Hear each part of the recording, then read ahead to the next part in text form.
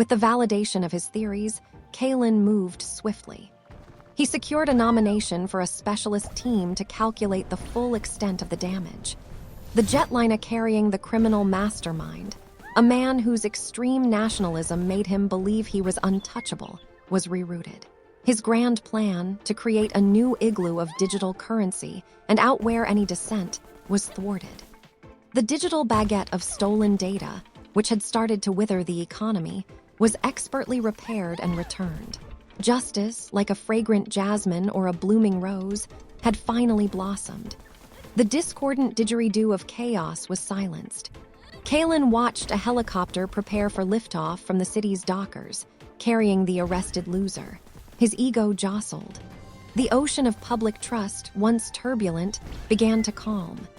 This wasn't a tasty outcome for the culprit, but vital medicine for the city's health, promoting a future of ecotourism and looking outwards rather than inwards.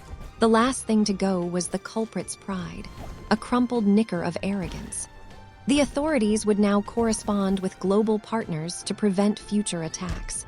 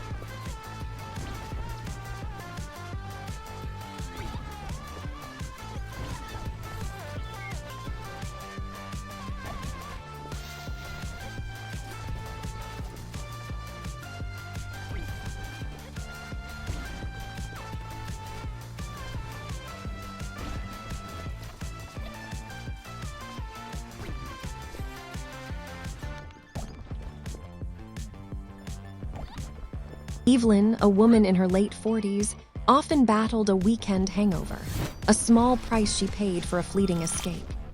Her life, a problematic tapestry of corporate demands and a quiet sense of piety, felt like a flawed system. She was a scrappy survivor, though a deep-seated sorry often lingered from past mistakes. Her internal chronology was a mess, often feeling like a canary in a coal mine, sensing impending doom. After a bout of narcolepsy during a crucial meeting, she knew a good outcome was becoming impossible. Her colleagues, humans prone to hogwash and gossip, often shared stories about her, their words having a punchline that always stung. The pressure was immense, a constant kickoff of expectations. She needed a key to unlock her potential, to make a clear point of what she was worth. A massive lawsuit was brewing over an old indenture she'd signed years ago, making her situation even more dire. She recalled her mother's advice to always align with her true self, a memory that felt like a distant perfume of innocence. She often felt like a mismatched piece in a grand design, adjacent to happiness, but never quite reaching the center. The legal battle became a raging inferno, threatening to leave her ravaged. Evelyn felt like a cyborg, emotionless, yet internally jittery. Her old mentor, a fickle and powerful woman named Beatrice, seemed to be orchestrating her exile.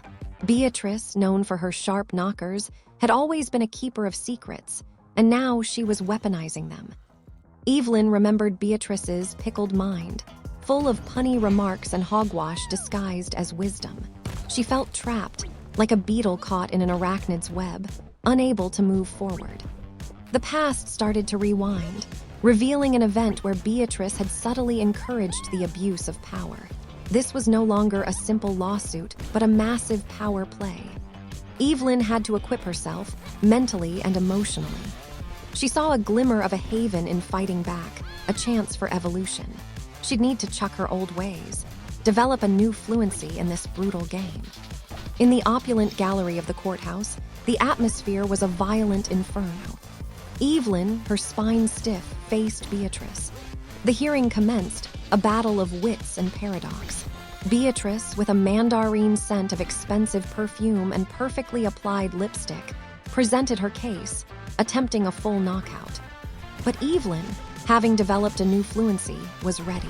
She presented evidence that showed Beatrice's entire system was a house of cards, built on secret debts and shady deals with corrupt mayors.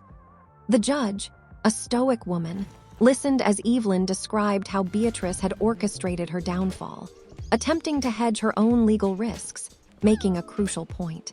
Evelyn felt a surge of power, her heart's racing. She spoke with a conviction that was truly fascinating, unraveling the web of deceit. Beatrice's face was rendered with shock, her composure crashing. Evelyn delivered a verbal whomp that made Beatrice momentarily hovering in disbelief.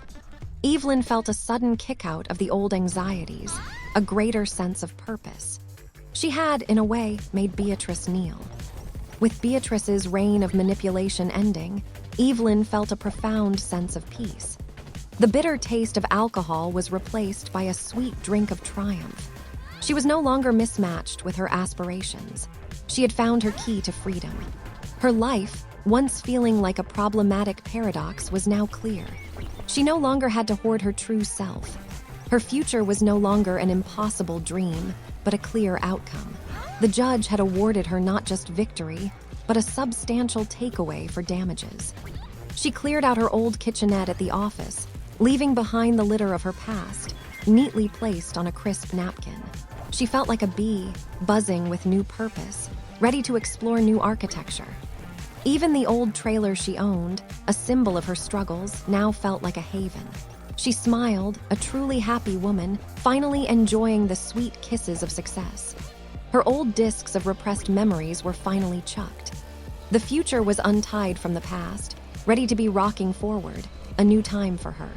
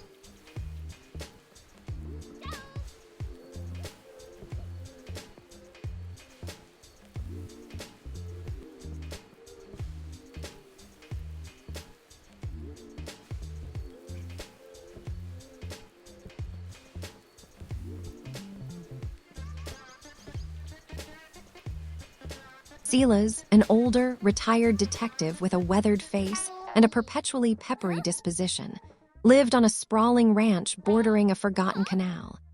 He was obsessive about the local lore of a lost royalty, meticulously poring over old newspaper clippings and cryptic notes. The recent town party had ended in violence, leaving a fraught atmosphere. He had been effectively grounded by a recurring technical glitch with his old computer, which would frustrate his investigations. The discovery of a ceramic shard near the hydrant outside his property, an object of lethal sharpness, indeed suggested something more than a simple brawl. His mind, though sometimes disjoint, pieced together clues, even as an irritating facial acne breakout bothered him. He was thankfully not suffering from lockjaw. He often imagined himself soaring over the canopy of trees on a jet ski, far from the tension. He even saw an ostrich once, a truly bizarre sight on a ranch. A newcomer to the town, a stern woman named Valerius with an almost military uniform, started making a play for Silas's property.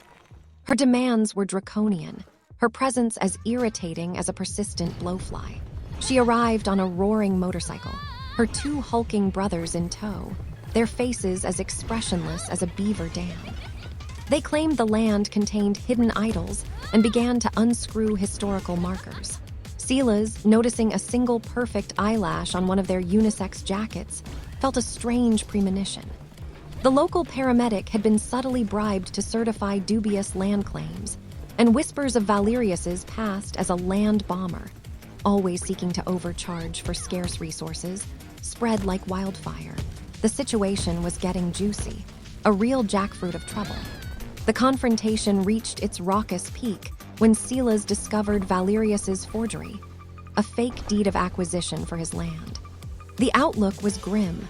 A full onslaught of legal challenges was clearly about to happen. He knew he needed to illuminate the truth, to show the true transparency of her deception. An old geocache he'd hidden years ago, filled with documents proving his ownership, became his only hope. It felt like a moment of rapture when he picked the lock of the hidden vault containing the cache.